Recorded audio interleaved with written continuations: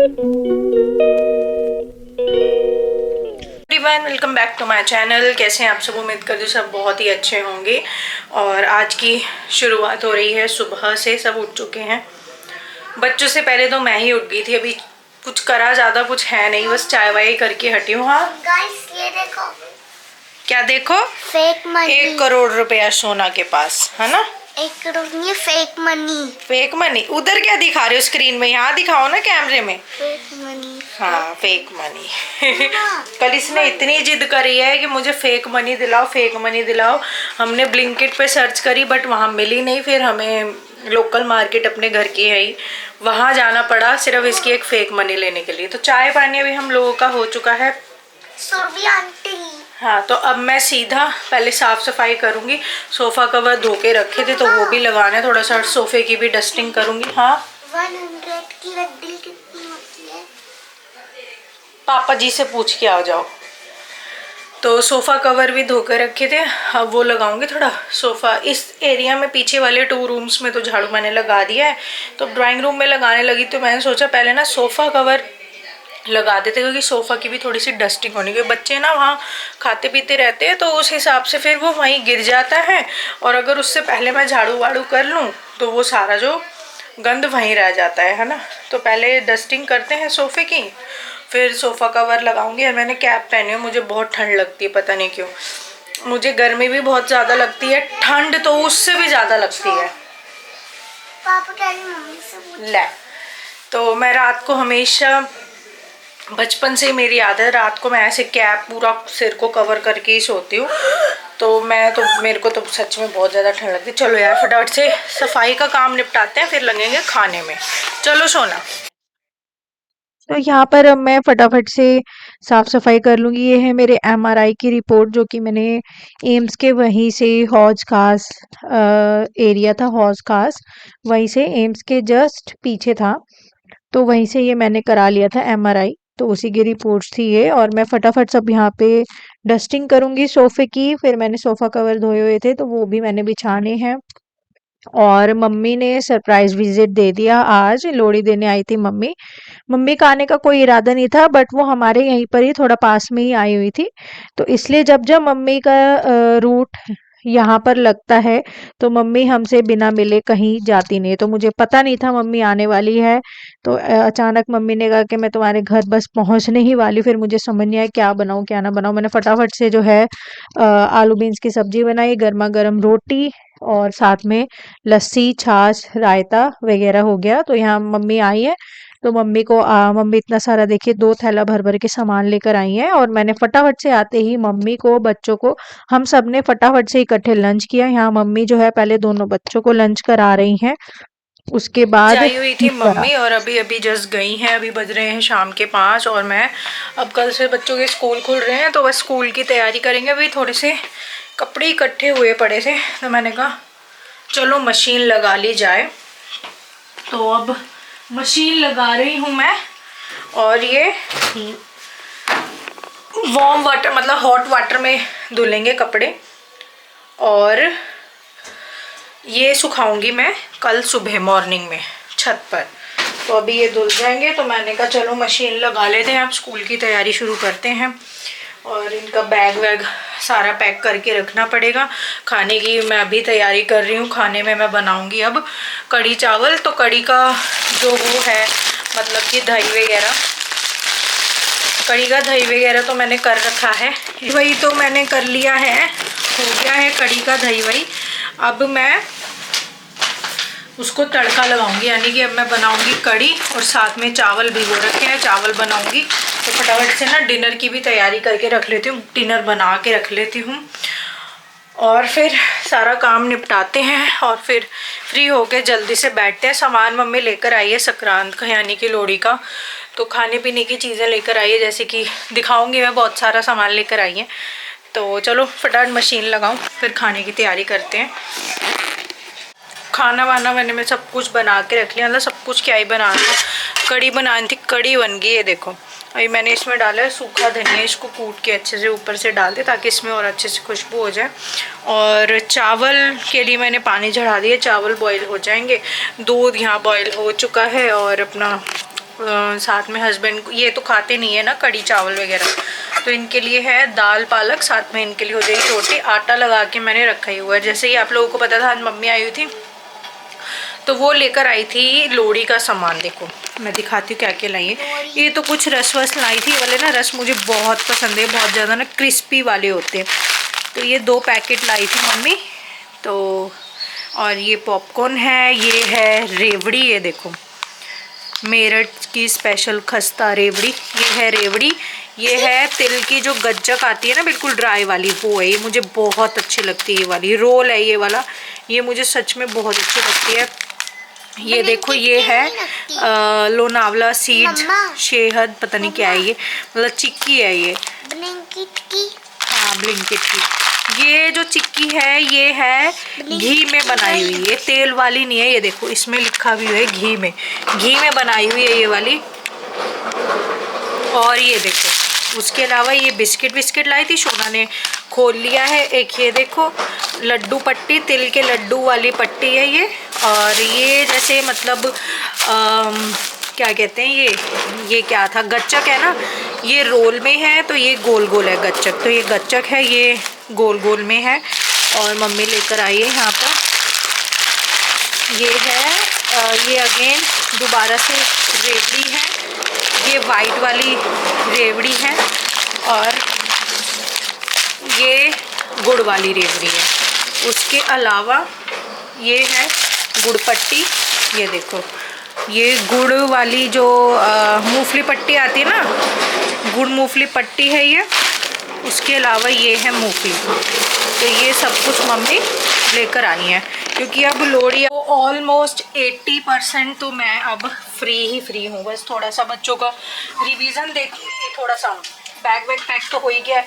अब इनकी सुबह सब्जी क्या क्या बनेगी, क्या लेके जाना है बच्चों ने, तो थोड़ा सा मैं ये भी देखूंगी अब। तो ऑलमोस्ट तो मेरा सारा काम कंप्लीट ही हो गया है। बस अब मुझे देखना है तो सुबह की तैयारी करनी, मुझे ड्रेस वगैरह सब रख लिया है मैंने। तो सुबह की जो सब्जी वब्जी स्कूल लेके जाएगी वो भी अभी काट के रखूँगी। और जो घर में लंच के लिए होगा वो भी मैं सुबह उठते ही सारा मतलब कर लेती हूँ।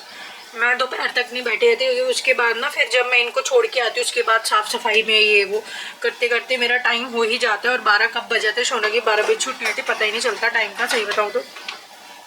और ना अभी फ़िलहाल जो है मेरा बहुत ज़्यादा जो है माइंड, अगेन मैं इतनी खुश थी आज मम्मी आई थी। मम्मी का वैसे कोई प्लान नहीं था आने का, क्योंकि मम्मी हमारे जो मेरा मायका यहीं पर था पहले जो जिस घर में आग लग गई थी ना, वो वाले घर में हमारा जो घर था।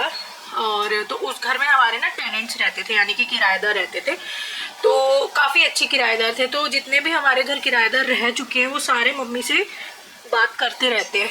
तो किराएदार से बात होती रहती है, जितने भी किराएदार फैमिली वाले रह चुके हैं। तो उनमें से एक फैमिली थी, उनमें एक बुजुर्ग आंटी रहा करते थे और जॉइंट फैमिली थी। तो उनकी जो है जो बुजुर्ग आंटी थी तो उनकी डेथ हो गई, तो आज उनकी क्रिया थी। तो मम्मी क्रिया यानी कि उनकी 13वीं थी, तो इसलिए मम्मी यहीं आए हुए थे हमारे घर से यहीं पर ही तो पास में। तो मम्मी का कोई इरादा नहीं था हमारे पास आने का, बट वहाँ से जल्दी फ्री हो गए तो मम्मी का एकदम से कॉल आ गया कि मैं तो यहाँ आई हुई हूँ, तो मैं तुम्हारे पास आ रही हूँ। अब क्या हुआ कि मैंने कुछ खाना नहीं बनाया था, क्योंकि मैं अपने अकॉर्डिंग मैं अपने रूटीन के अकॉर्डिंग ही चल रही थी। बच्चों ने सुबह उठते ही ब्रेड टोस्ट खा लिए थे। मैंने कहा चलो अब इन्होंने सबने ब्रेड टोस्ट खा लिए तो इतने मैं साफ़ सफाई कर लेती हूँ, फिर मैं खाना बनाऊँगी। तो मैं साफ़ सफाई करके हटी थी, नहा के आई थी मैं। एकदम से मम्मी का कॉल आया कि मैं आ रही हूँ, मैं यहीं तक आई हुई थी। तो मैंने कुछ बना नहीं रखा था, मैंने फटाफट से अब क्या है ना, देखो पहले से कुछ पता होता तो मैं पहले ही ये लो 13 लाख रुपए, ठीक है। अब देखो पहले से पता होता तो मैं कुछ स्पेशल बना के रखती, राजमा चावल छोले चावल। वैसे तो हर बार यही हो जाता है, राजमा चावल छोले चावल, बट कुछ और बनाती, बट कुछ बिल्कुल टाइम कम था। मैंने फटाफट से बीन्स काटी, आलू बीन्स की सब्जी बनाई। और जैसे मम्मी आई, चाय वाय मम्मी ऑलरेडी वहाँ सब कुछ पीकर ही आई थी, तो मम्मी ऐसे ही फटाफट से गर्मा गर्म रोटी, साथ में लस्सी और आलू बीन्स की सब्जी, तो ये सब मैंने बना लिया फटाफट से। अब मैं इतनी खुश थी, ऑब्वियस है यार, घर में पेरेंट्स आ रहे हैं, स्पेशल मतलब बहू, एक औरत के जो है, एक बहू के मायके वाले आ रहे हैं, मतलब माँ आ रही है, तो ऑब्वियस है हर कोई खुश होता है। तो मैं भी बड़ी खुश थी, बट मैं इतनी खुश थी और एकदम शाम होते होते मेरा मूड इतना ऑफ हो गया, क्योंकि ना कुछ रिपोर्ट्स जो मैंने MRI वगैरह कराया था, रिपोर्ट्स आ गई थी, वैसे तो फ़ोन में ही आ गई थी, तो उसमें कुछ आ रहा था, स्पाइन वगैरह में प्रॉब्लम आ रही थी। जो मैंने रिपोर्ट्स में पढ़ी थी, जो मैंने पढ़ा था, उसमें यही रिवील हुआ था MRI फाइंडिंग्स में, हेड का, नेक का, हेड का और सर्वाइकल स्पाइन का MRI हुआ था, जिसमें हेड और नेक में कुछ भी नहीं आया था। हेड यानी कि ब्रेन में कुछ नहीं आया था, टचवुड, नेक में भी कुछ नहीं आया था, बट जो सर्वाइकल स्पाइन है, according to the MRI reports, cervical spine में कुछ जो जॉइंट्स होते हैं उनमें कुछ प्रॉब्लम आ रही थी, जो मैंने उसमें रिपोर्ट्स में पढ़ा। क्योंकि ऑब्वियस यार पढ़े लिखे थोड़ा बहुत तो पढ़ना आ ही जाता है ना कि क्या रिपोर्ट्स में बताया जा रहा है। तो जो मैंने पढ़ा उसमें तो मतलब मैंने तो यही पढ़ा कि उसमें ऐसा कुछ है, और वो है जनरली भी दिखाऊंगी मैं जाके, ऑर्थोपेडिक्स को भी कंसल्ट करूंगी। बट तो मैंने दीदी को फॉरवर्ड किया, तो दीदी बिजी थी, क्योंकि आप लोगों को पता है डॉक्टर की लाइफ बहुत ज़्यादा बिजी वाली होती है। तो दीदी बिजी थी, दीदी मेरा फ़ोन नहीं उठा पाए थे, तो दीदी का आज मैसेज आया, यानी कि कल मैंने कॉल किया था दीदी को, तो वो मेरा फ़ोन पिक नहीं कर पाए थे, बिजी थे वो। तो आज उनका मैसेज आया था अभी शाम को। मम्मी जब गए थे, मम्मी के जाने के 10-15 मिनट बाद ही मैं इतनी खुश थी, तो मूड इतना अच्छा था, खुश थी मैं। 10-15 मिनट जाने जैसे मम्मी गई, उनके 10-15 मिनट बाद ही मुझे मैसेज आ गया दीदी का कि जो है नथिंग सीरियस, MRI में भी कुछ सीरियस नहीं आया है, बट ये अब ये क्या है, मतलब क्या प्रॉब्लम है, ये अभी भी स्टिल डायग्नोस अब फिर से नहीं हो पाई। मेरा MRI से तो ऊपर कुछ भी नहीं होता है, आप लोगों को पता ही है। लास्ट तो डॉक्टर MRI ही बोलते हैं, ठीक है। स्टार्टिंग में हमेशा डॉक्टर ब्लड टेस्ट करेंगे, फिर ultrasound, then CT scan, and last जो होता है वो MRI होता है। इससे ऊपर तो कुछ होता ही नहीं। तो मेरे ब्लड टेस्ट हो गए 30-40 मेरे ब्लड टेस्ट हो गए। मेरा अल्ट्रासाउंड 3 से 4 बार हो चुका है, मेरा CT स्कैन 2 बार हो चुका है। MRI फर्स्ट टाइम हुआ था, जिसमें मैंने तो पढ़ा स्पाइन में भी कुछ प्रॉब्लम आ रही है, बट देखती हूँ वो भी मैं कंसल्ट करूँगी, मे भी हो सकता है उसी वजह से मुझे प्रॉब्लम हो रही हो। बट अकॉर्डिंग टू दीदी के अकॉर्डिंग ऐसा कुछ नहीं है, मतलब सीरियस वाला। बट अब ये क्या प्रॉब्लम है वो डायग्नोस नहीं हो पाया अकॉर्डिंग टू दीदी। तो उन्होंने अब यही बोला है कि अगेन ENT डिपार्टमेंट से कंसल्ट करना पड़ेगा। तो दीदी ने वही अपॉइंटमेंट मेरा लगवाएंगी, उन्होंने अपने असिस्टेंट को बोल दिया है मेरा अपॉइंटमेंट लगवाने के लिए। जैसे अपॉइंटमेंट वहाँ का मिलेगा तो लेट्स सी, मैं वहाँ जाऊँगी। और दीदी ने बोला सारी रिपोर्ट्स लेकर आना, जो जो करवाया हुआ है प्रीवियसली भी और जो अब ये हुआ है। तो डॉक्टर जो हैं कपिल सिक्का नाम करके, उनसे मैंने 2 साल पहले भी दीदी ने मेरा कंसल्ट करवाया था, जब मुझे ये प्रॉब्लम शुरू हुई थी, तो तब भी कंसल्ट कराया था। तो अब दोबारा से मेरा उन्हीं से ही अपॉइंटमेंट फिक्स करवा रही हैं दीदी। तो वहाँ पे मुझे दोबारा से जाना सारी रिपोर्ट्स लेके। बट ENT डिपार्टमेंट में मैं पिछले 2 सालों से घूम रही हूँ। सर्जन से भी मैं पिछले 2 सालों में कई बार कंसल्ट कर चुकी हूँ। जनरल फिजिशियन का तो इसमें कोई रोल ही नहीं है। जनरल फिजिशियन को भी बाय द वे मैं कर चुकी हूँ कई बार कंसल्ट, जनरल फिजिशियन का तो पूछिए मत। तो मणिपाल हॉस्पिटल में जो मेरा लास्ट अभी न्यू ईयर पर ही, न्यू ईयर से 2 दिन पहले यानी कि 29-30 दिसंबर को ही जो मेरा लास्ट मेरी अपॉइंटमेंट हुई थी, वो ENT HOD से ही अपॉइंटमेंट लगी थी मेरी मणिपाल हॉस्पिटल में। और उन्होंने मुझे र्यूमेटोलॉजिस्ट के पास भेज दिया अकॉर्डिंग टू द रिपोर्ट्स।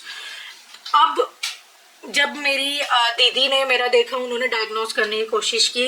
अब फिर से अकॉर्डिंग टू दीदी अब मुझे फिर से ENT डिपार्टमेंट से कंसल्ट करना पड़ेगा। मतलब कुछ डायग्नोस हो ही नहीं पा रहा है।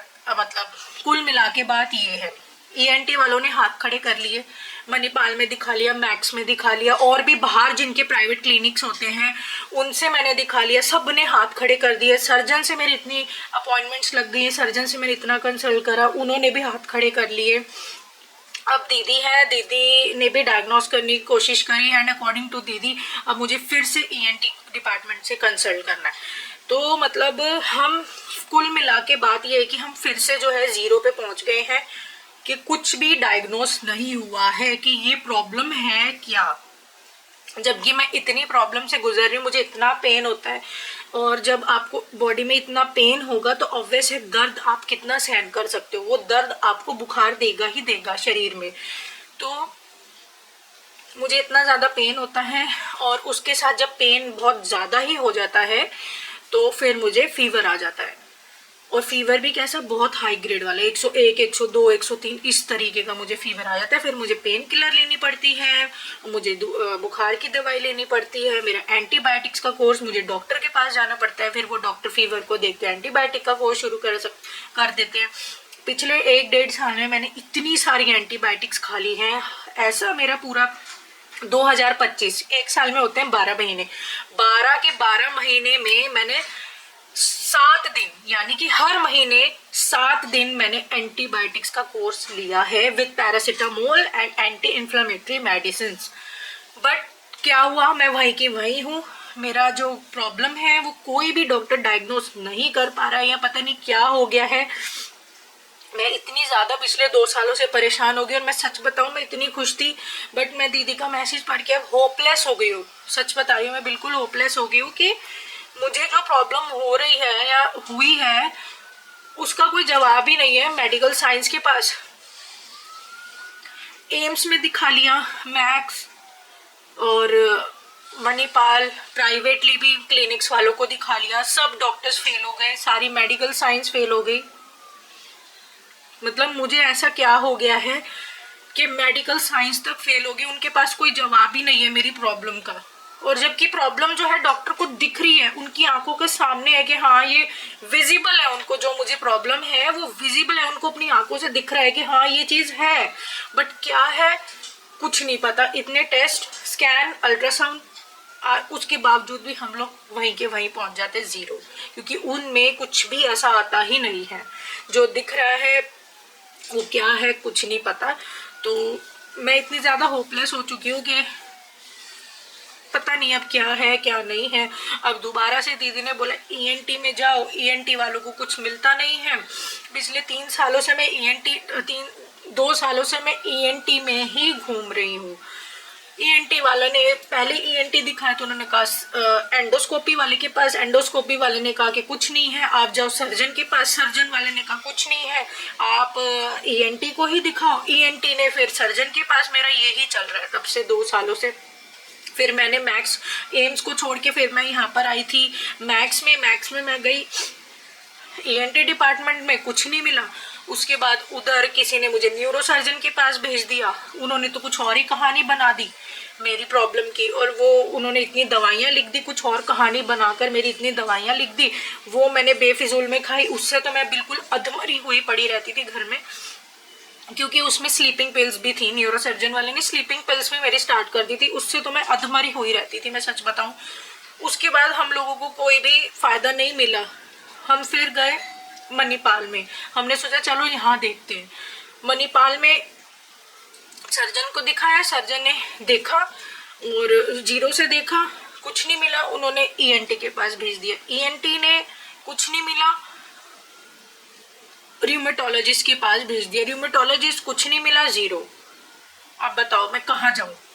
मतलब मेडिकल साइंस में फेल हो गई है, इतने बड़े बड़े हॉस्पिटल्स फेल हो गया, बट मेरी प्रॉब्लम है क्या किसी को कुछ समझ ही नहीं आ रहा। हम लोग वहीं जीरो के जीरो आज फिर पहुंच गई हूँ कि मुझे प्रॉब्लम क्या है, मैं इतनी पेन में हूँ, मैं इतने फीवर में हो जाती हूँ, क्या प्रॉब्लम है दिख रही है डॉक्टर को, बट है क्या कुछ नहीं पता। मेडिकल साइंस के पास जवाब ही नहीं है।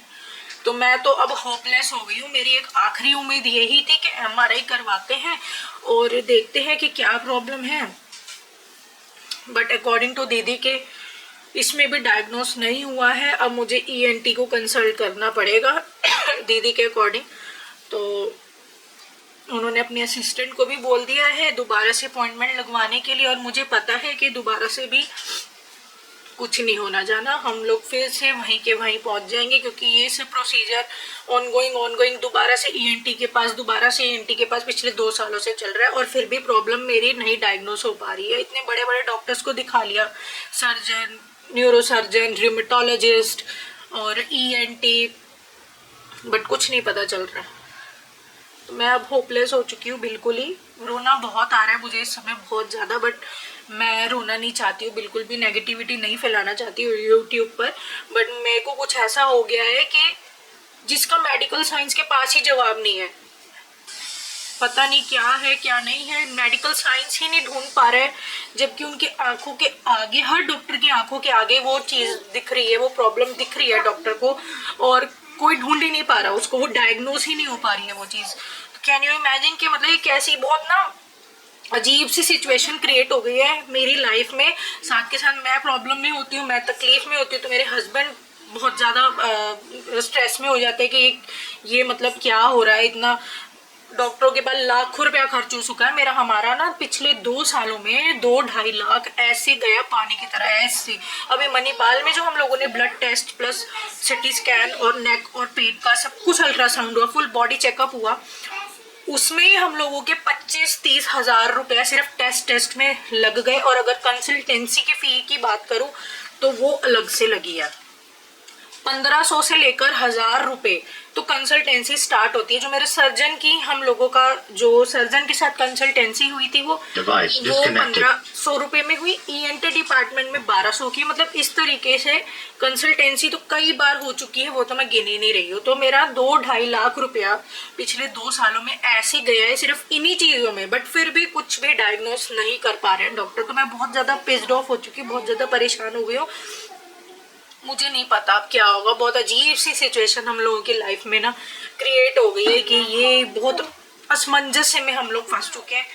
बहुत ज़्यादा मेरा दिमाग खराब हुआ पड़ा है इस समय ना, लो बहुत ज़्यादा मैं बहुत परेशान हो गई हूँ। मैं परेशान होती, ये हस्बैंड होते हैं, ऑब्वियस है बच्चे भी होते हैं, क्योंकि पेन मुझे ऑल टाइम रहता है, 24 के 24 घंटे मेरे को दर्द रहता है। और दर्द मेरे को अगर बहुत ज़्यादा हो जाता है तो मुझे फीवर आ जाता है, ठीक है, और फीवर आता है तो मैं बेड से ही नहीं उठ पाती हूँ, 1-2 दिन 3-3 दिन बहुत मुश्किल से, खाने वाना बहुत मुश्किल से ही कर पाती हूँ। और वैसे खाना भी टाइम से नहीं हो पाता है, कभी कभी तो ऐसे होता है 2-2 दिन हो जाते हैं घर में झाड़ू नहीं लग पाता। वो सब चीज़ ना मैं दिखाती नहीं हूँ यूट्यूब पे, क्योंकि मैं ना नेगेटिविटी नहीं फैलाना चाहती हूँ अपने चैनल पर। तो मतलब बहुत ज़्यादा हम लोग सफ़र होते हैं, मेरी इस तकलीफ़ की वजह से मेरे हस्बैंड भी सफ़र होते हैं, साथ में 2 छोटे छोटे बच्चे भी सफ़र होते हैं। तो आई डोंट नो अब क्या होगा क्या नहीं होगा, बट मैं सीरियसली बताऊँ मैं बिल्कुल होपलेस हो गई हूँ, क्योंकि मैं इतनी खुश थी दीदी के पास जाने पर कि चलो अब कुछ ना कुछ फाइनली फाइंडिंग हो जाएगी, बट कुछ भी फाइंड नहीं हुआ। मैं वहीं आकर 0 पे खड़ी हो गई हूँ फिर से। पता नहीं यार अब क्या होगा क्या नहीं, मेरे को भी बिल्कुल होपलेस हो गई हूँ, मेरा कोई भी वो नहीं है, कोई शब्द ही नहीं है अब तो, सब क्या बोलूँ मैं। तो फिलहाल मैं इस वीडियो को करती हूँ यहीं पर एंड, आप लोगों से मिलते हैं नेक्स्ट वीडियो में, नेक्स्ट व्लॉग में। तब तक के लिए कीप सपोर्टिंग।